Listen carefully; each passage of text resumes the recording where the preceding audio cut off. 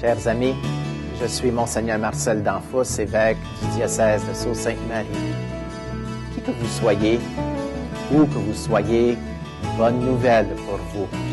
Dans notre Église diocésaine, il se vit de grandes choses dans des situations bien ordinaires.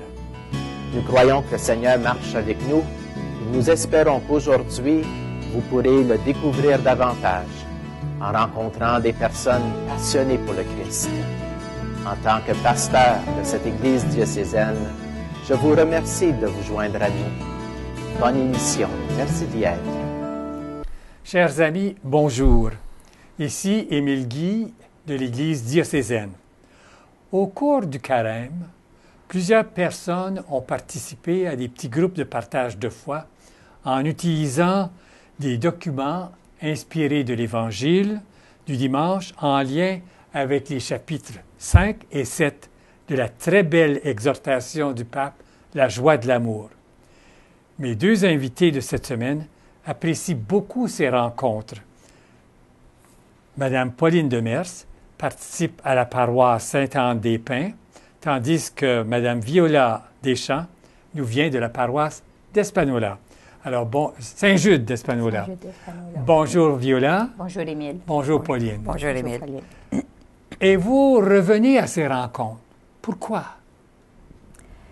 Bien, je veux dire que lors de notre dernière rencontre, la demande est là. Les gens demandent, ils veulent vraiment continuer.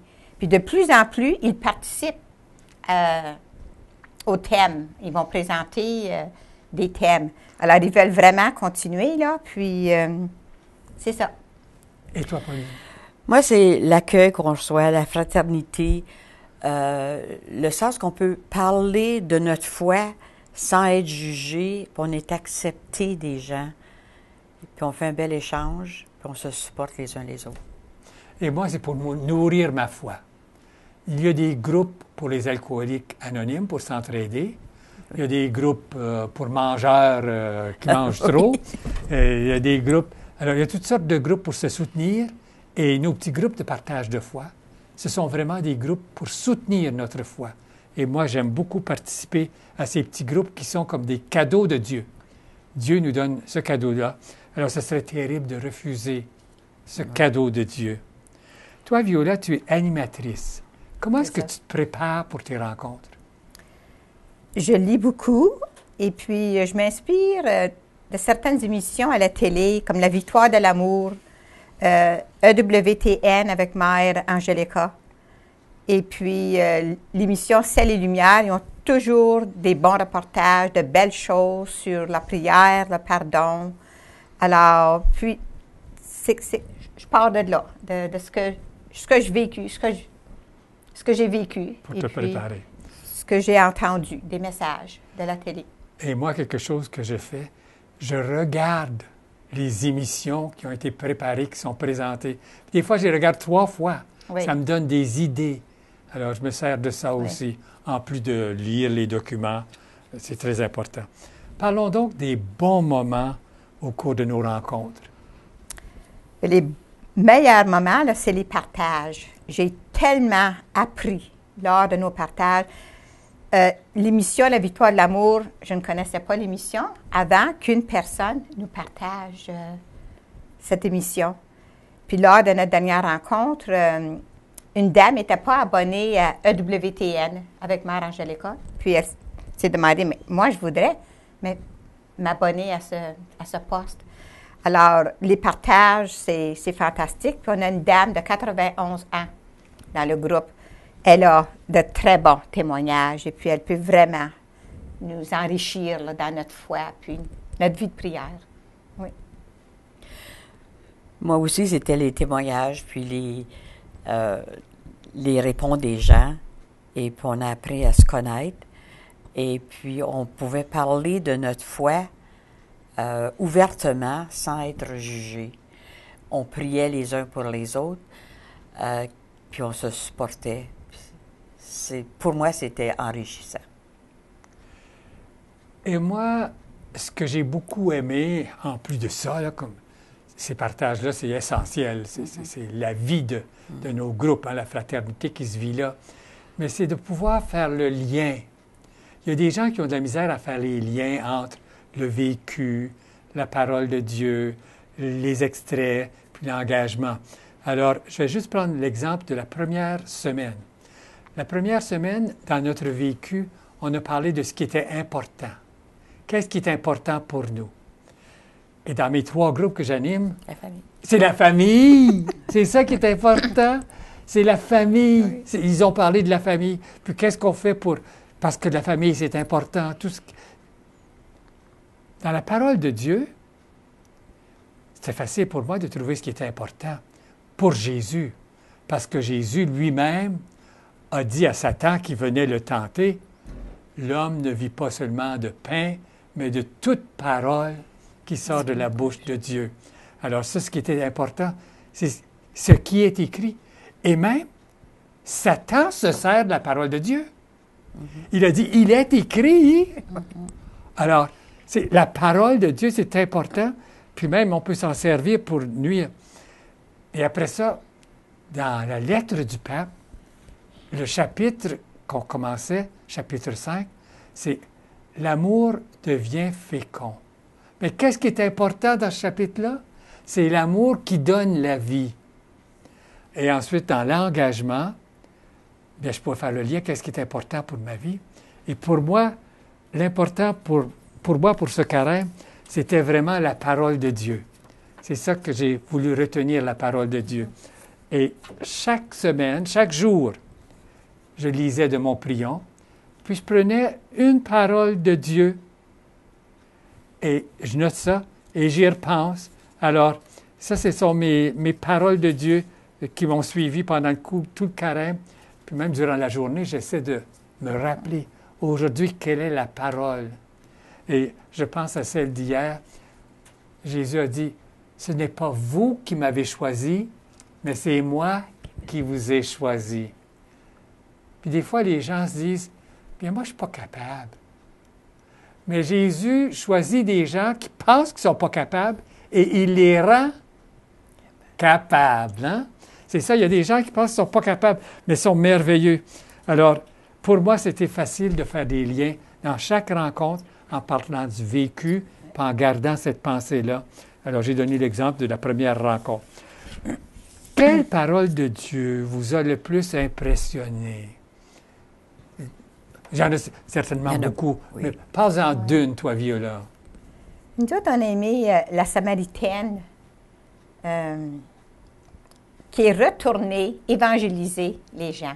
C'est ça vraiment qu'on est appelés, nous autres, dans nos groupes de partage, d'être comme la Samaritaine et puis d'aller évangéliser, d'aller proclamer la parole de Dieu dans notre environnement, dans les écoles, dans la paroisse. Oui. Et toi, quelle parole qui t'a frappé? Moi, c'est Jésus au Jardin des Oliviers quand il dit à ses disciples, « Veillez et priez pour ne pas entrer en tentation. » Puis, je veux que la prière soit première dans nos vies. Et moi, une des paroles, c'est celle de la Samaritaine aussi. Et la parole de la Samaritaine qui m'a frappé dans la Samaritaine, c'est « Si tu savais le don de Dieu. » Oui. Si tu savais le don de Dieu. Le don de Dieu, c'est Jésus. C'est Jésus. Amour incarné, la miséricorde. Si tu savais le don de Dieu. Alors ça, c'est la parole que j'ai retenue. Et Dieu nous a donné son Fils. Hein? C'est son Fils qui nous a donné. Alors, on pourrait parler d'autres paroles, mais pour le moment, passons à pourquoi vous aimez cette belle lettre du pape. La famille, on a besoin de prier pour nos familles, pour nos petits-enfants. Et puis, on a réalisé que les grands-parents ont beaucoup à faire pour partager la joie de l'amour dans nos familles, dans nos petits-enfants. Puis, présentement, je suis en train de préparer la première communion. Puis, je vais prendre des élèves un à un pour leur aider davantage, là. On est occupés à la maison, papa travaille, maman travaille. Alors, faut vraiment là, montrer le Seigneur à nos petits-enfants. Faut être là pour eux autres. Alors, toi, tu fais ça au niveau de la paroisse. C'est pas rien que de tes petits-enfants à toi, là. C'est la paroisse, oui, C'est au niveau de la paroisse. C'est au niveau Tu de la reçois paroisse. chacun. Je vais à l'école tous les jours et je prépare les jeunes. Bravo. On va lire dans le livre. Un à un, c'est très enrichissant. Oui. On est 9 qui vont faire la première communion.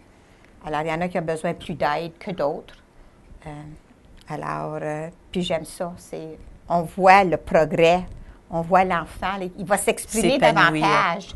Puis il va parler davantage, un à un, que dans Que dans la classe. que dans la classe. Oui. Oui. Oui.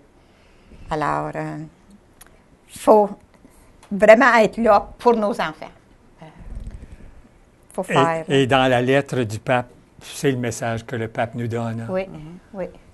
Nous sommes là pour les enfants. Puis l'importance des grands-parents. Hein. Le pape en parle de l'importance des grands-parents. Et même dernièrement, le pape a parlé aux jeunes à Milan. À Milan. Et il disait aux jeunes, moi, je me souviens que mon grand-papa me disait toujours, avant de t'endormir, fais une prière. Alors, le pape vient de dire ça, là, aux jeunes de Milan. Un souvenir, son grand-papa est mort, de son grand-papa, et c'est son grand-papa qui lui dit avant de t'endormir. Alors, l'importance des grands-parents. Et même, je rencontre des gens, des personnes âgées, puis il y en a une qui a dit, moi, j'ai seulement un petit-fils, puis je lui téléphone tous les soirs pour lui dire bonne nuit, puis que Jésus te bénisse. Alors, le rôle des grands-parents, c'est merveilleux. Et toi, pourquoi aimes-tu cette lettre du pape? Mais je la trouve très réelle, très réaliste, moderne. Elle parle de toutes les choses qu'on a dans nos vies, les expériences de nos vies. Et puis, il nous fait penser que cette vie-là nous vient de Dieu. Et puis, il faut la nourrir, il faut la garder, il faut en prendre soin. Maintenant, partageons, j'en ai déjà parlé, partageons des passages que nous avons savourés et qui nous portent à réfléchir sur ce que nos familles vivent aujourd'hui. Viola, tu veux parler d'un ou de plusieurs passages? Quand on a parlé de la prière, j'ai aimé le pape François disait, le soir, à nos petits-enfants, on leur demande d'envoyer un baiser au Seigneur. On a bien aimé cette parole-là. Peut-être ils ont peut-être 2 ans, 3 ans, ils ne savent pas encore, mais on peut toujours envoyer un baiser au Seigneur. Merci pour cette journée. Des petits trucs que l'on peut vivre avec... Très simple. Très simple, oui. Terre à terre. Oui, c'est ça. Oui. Un autre passage que tu aurais aimé? Moi, c'est quand on a parlé de l'éducation de la foi des enfants. En ce qui concerne, là, c'est difficile à cause du style de vie d'aujourd'hui, c'est tellement frénétique. On n'a plus, quand j'étais jeune, le dimanche, c'était la journée. Mais là, aujourd'hui, les parents travaillent même le dimanche. Alors, on dirait qu'on n'a plus cette unité-là où les enfants, les parents sont à la maison puis peuvent jouir de la vie familiale. On va à un rythme, on court, puis on n'accomplit rien. On n'a pas le temps de se recueillir. Là, le soir, ben, c'est des réunions. Nous autres, on écoutait la radio, puis on disait le chapelet. Oui. Il n'y avait pas de télévision. Alors, on avait le temps de se recueillir en famille. Mais là, avec les travails, que les parents travaillent à différentes heures, c'est très, très difficile. Et puis, je pense qu'on manque beaucoup à l'enseignement de la foi. Et puis, je trouve qu'on est une communauté de priants, puis on doit montrer l'importance à nos enfants de la prière. Les parents doivent prendre le temps de... La plus belle prière, c'est la messe. Introduire l'enfant à la messe, lui apprendre à faire le signe de croix, à réciter le credo, à réciter le Notre Père, à comprendre les symboles. Comme je dis aux élèves des fois, tu sais, quand tu formes une équipe, tu t'en vas jouer au hockey, tu n'aimes peut-être pas la couleur du blouson, mais cette année-là, c'est l'orange. Toi, t'haïs l'orange. Mais c'est pas pour dire, je vais porter du bleu. Non, tu fais partie de l'équipe. Les petits rituels, tu vas les apprendre, tu vas les faire. Mais viens à l'Église, on est une communauté de croyants, de priants, puis on doit faire les mêmes gestes, les mêmes rites. Alors, il faut expliquer la messe. Si l'enfant comprend tous les gestes, tous les rituels, s'il il est capable de répondre, de chanter, de prier, la messe lui paraîtra pas si longue, elle lui paraîtra même intéressante, et puis il va vouloir y aller. Puis c'est ça qui manque. Nos éducateurs premiers dans la foi, c'est les parents. Les deuxièmes, ce sont les professeurs à l'école. Il ne faut pas avoir peur d'afficher notre foi. Alors, l'importance de la prière. La prière. L'importance de la prière, c'est un passage où le pape en parle et nous autres, nous avons un travail à faire comme grands-parents. Oui. Comme grands-parents. Parce que les enfants sont tellement occupés à gauche et à droite, puis à un moment donné, c'est peut-être nous qui allons offrir à l'enfant ou au petit-enfant, bien, veux-tu que j'aille te chercher, on va aller à la messe ensemble. Oui, Oui. Hein? justement. Ça, c'est une bonne façon de le faire. Alors, des passages que j'ai beaucoup savourés, moi j'en ai beaucoup, hein. Il y en a beaucoup. Oui. C'est difficile à choisir. Ben, moi, j'en ai choisi, là. Je me suis arrêté aux fois où le pape parle de la famille. Dans la lettre, là, à plusieurs places, le pape parle de la famille. Par exemple, au paragraphe 166, il dit « La famille est le lieu de l'accueil de la vie. » Les enfants sont aimés avant d'arriver, j'en ai parlé tantôt. Et que les parents soient encore plus conscients du précieux don qui leur est confié. Tout enfant est dans le cœur de Dieu. Et le pape a parlé même de l'adoption. Oui.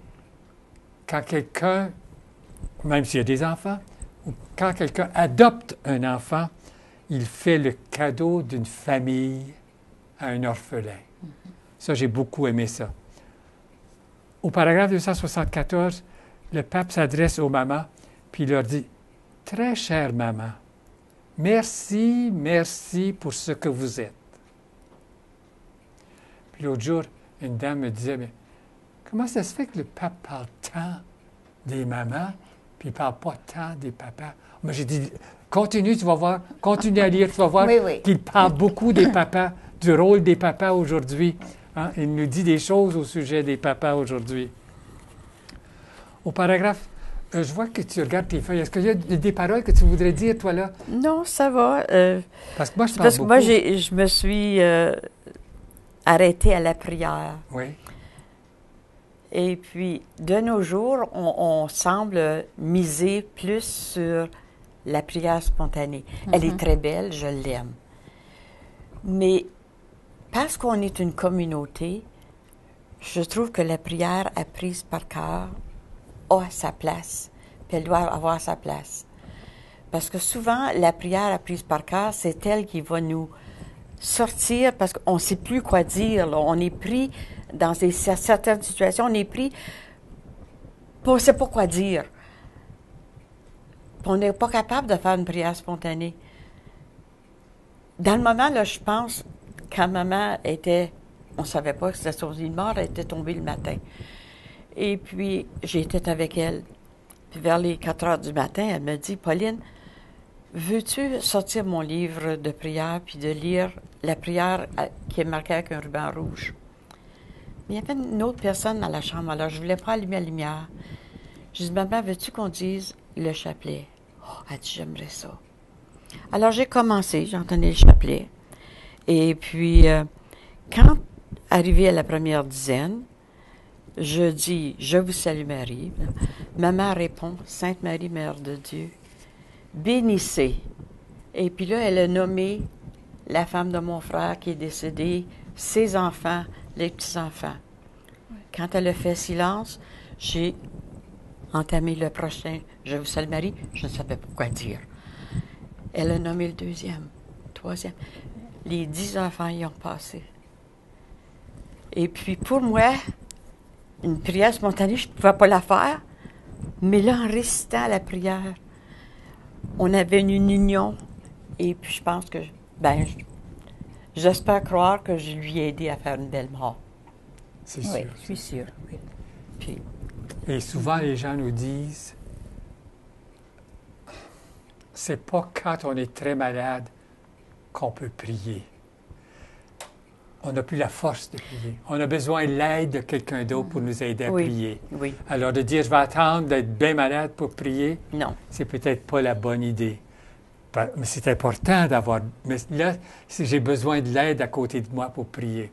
Et l'autre jour, je parlais à une dame qui s'était fracturé le bras, qui était à l'hôpital.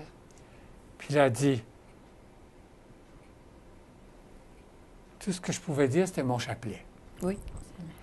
Alors, l'importance des formules, Des formules. apprises Oui. pour nous soutenir dans la prière. Parce que la prière personnelle, on peut en dire seulement tant, puis avec tout ce qui se passe autour, on part. On n'est pas là. Puis même maman, à la fin, elle a dit, tu sais, « Ô bon Jésus, pardonnez-nous nos péchés ». J'avais oublié cette prière-là, moi. Elle disait souvent, puis je l'avais oubliée, puis ça me l'a... Elle a été Puis là, capable. là, La formule est maintenant, revenue. La formule est revenue, puis je l'ai dit le soir. Oui. Parce que maman nous faisait dire cette prière-là tous les soirs. Toi, Viola, est-ce qu'il y a d'autres paroles du texte qui te viennent à l'esprit? Pas vraiment. Pas vraiment, d'accord. Ben moi, j'en ai encore. OK, vas-y. Alors, parce que j'ai voulu donner la chose. Tu sais, je parle beaucoup, alors. Est-ce que je vous ai dit, nous sommes tous des enfants? Le pape a écrit ça. Oui. Nous sommes tous des enfants et précieux aux yeux de Dieu. Nous sommes tous des enfants précieux aux yeux de Dieu. Et dans le paragraphe qui suit, il dit « Chaque enfant doit se sentir précieux aux yeux de ses parents. » Oui. Chaque enfant doit se sentir précieux aux yeux de ses parents. Et nous-mêmes, nous nous sommes sentis précieux aux yeux de nos parents. C'est ça qui nous a aidés, Oui. de se sentir précieux. Qu'un enfant sente qu'il n'est pas précieux, qu'il est rejeté, qu'il est bon à rien, tu ne feras jamais rien de bien dans la vie, t'es donc ben...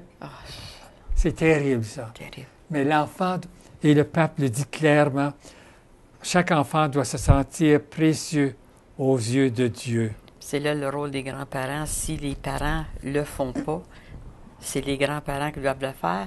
Puis si ce n'est pas fait à la maison, l'éducateur vient en ligne, là. Et puis tu peux en sauver des enfants.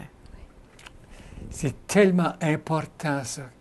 Parfois, ce sont les enseignants, les éducateurs qui sont les bouées de sauvetage. Oui. Sans toi, madame, en deuxième année, je ne serais jamais devenu qui je suis. Oui. Sans toi, madame, je ne serais jamais... Oui. Hein? Alors, les enfants ont besoin de se sentir précieux et pas délaissés.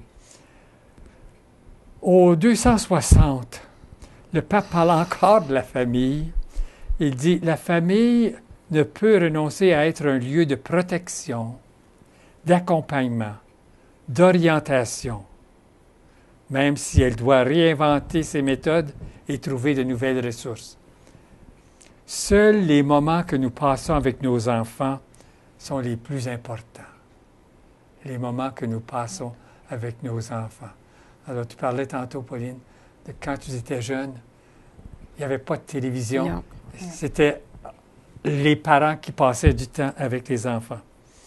Et le pape parle aussi de l'importance de l'école. Les parents ont besoin de l'école, mais ils ne doivent pas tout déléguer à l'école. Non. Non. La première formation se fait La famille. à la famille. Puis l'école, tout comme les parents ne peuvent pas enseigner la lecture, les mathématiques et tout ce qu'il y a à enseigner pour qu'un enfant soit capable de réussir dans la vie. Alors, la famille ne peut pas tout enseigner au niveau de nourrir la foi de l'enfant. Elle a besoin de compter sur l'école. Et la famille, c'est le lieu de la première socialisation des enfants.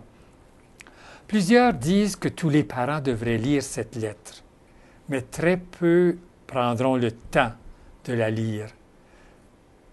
Notre évêque s'inquiétait beaucoup que cette lettre-là s'en aille sur une tablette. Avez-vous des suggestions pour que les gens puissent en avoir des bouts?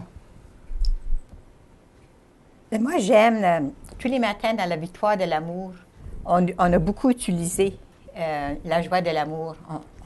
On a cité des passages, puis j'ai trouvé que c'était vraiment enrichissant. Mais c'est pas tout le monde qui écoute l'émission, là. Mais tous ceux qui l'écoutent, on a le message de notre pape sur la joie de l'amour, de la famille. Oui. Moi, je trouve que on devrait sortir une section à tous les dimanches, le mettre dans le bulletin paroissial.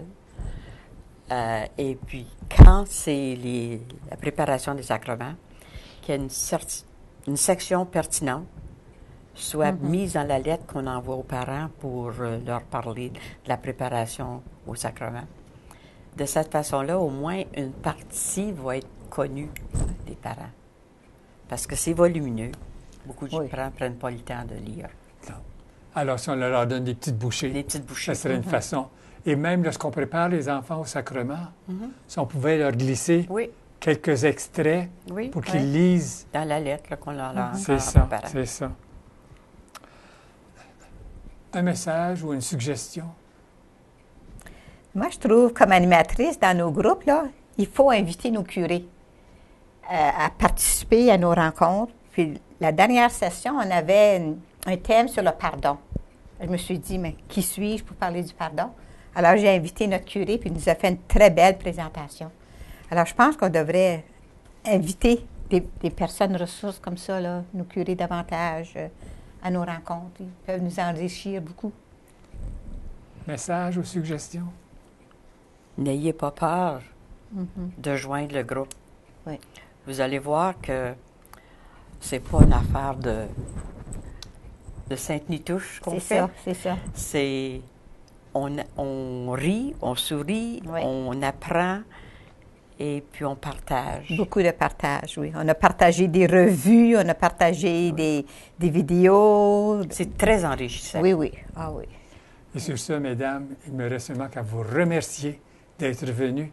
Le temps est déjà écoulé. Je pense qu'il va falloir en couper un tout petit peu en quelque part où j'ai trop parlé, mais c'est pas grave. Je voulais vous entendre. Est-ce qu'il y a quelque chose d'autre que vous voulez dire avant de terminer? Merci beaucoup. Merci. C'est moi qui vous remercie. Et vous, chers téléspectateurs, merci beaucoup d'avoir été des nôtres. Au revoir, à une prochaine.